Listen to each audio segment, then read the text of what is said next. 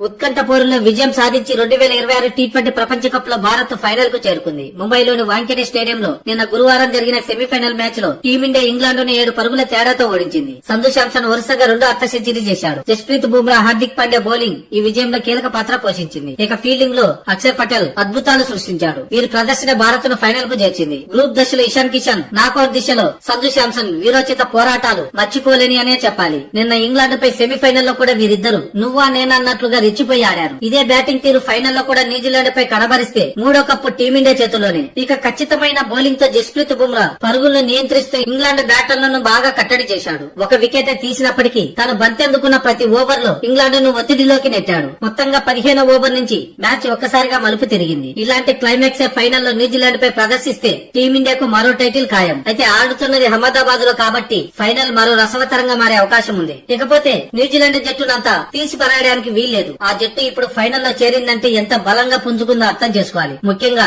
ఓపెనర్లు టిన్ సిఫెర్ట్, ఫిన్ అలన్ అయితే ఆకాశ మాధుగా చెలరేగిపోతున్నారు. సెమీఫైనల్ లో సౌత్ ఆఫ్రికాను చిత్తుగా ఓడించి వారు వన్ సైడ్ గా మిగిల్చారంటే వీరిపై టీమిండియా బౌలింగ్ వ్యూహాలు ఇంకా పదునుగా ఉండాలి. ఇకపోతే మొదటి సెమీఫైనల్ మ్యాచ్ అనంతరం ఫైనల్ లో తమ జట్టుతో ఇంగ్లాండ్ వర్సెస్ టీమిండియా మధ్య మీకు ప్రత్యర్థి ఎవరైతే బాగుంటుందన్న ప్రశ్నకి ఫిన్ అలన్ సమాధానం ఇచ్చాడు. ప్రత్యర్థి ఎవరైనా సరే గెలుపు కోసమే ప్రయత్నిస్తాం. మేము ఇక్కడికి ప్రపంచ కప్ గెలవడానికి వచ్చాం. అందుకు తగ్గ వ్యూహాలతో ముందుకు సాగుతున్నాం. పరిస్థితులు బట్టి ఇక్కడ మాకు అనుకూలంగా మారాయి. మేము ఈ టీ20 వరల్డ్ కప్ కు ముందు టీమిండియాతో 5 మ్యాచ్ల టీ20 సిరీస్ ఆడాం. ఇది మాకు బాగా కలిసి వచ్చింది. అయితే ప్రత్యర్థి ఇంగ్లాండ్ కంటే టీమిండియా చాలా కఠినంగా మారే అవకాశం ఉంది. స్వదేశంలో ఆడుతున్నాం కాబట్టి ఆ జట్టును ఎదుర్కోవడం కష్టమే అయినా మేము పోరాడతాం ఆ నమ్మకం ఉందని ఫిన్ అలన్ చెప్పుకొచ్చాడు. కాగా ఫిన్ అలన్ సౌత్ ఆఫ్రికాపై సెమీఫైనల్ లో పిచ్చ కొట్టుడు కొట్టిన విషయం తెలిసిందే. కేవలం 33 బంతుల్లోనే సెంచరీ చేసి సౌత్ ఆఫ్రికా విధించిన టార్గెట్ ను కేవలం 13 ఓవర్లలోనే ముగించేశాడు. దీంతో ఫైనల్లో టీమిండియా బౌలర్లు అతనిపై కఠిన వ్యూహాలతో బరిలోకి దిగాల్సిన అవసరం ఉంది. ఈ నెల 8వ తేదీన అహ్మదాబాద్ లో ఈ ఫైనల్ మ్యాచ్ జరగనుంది.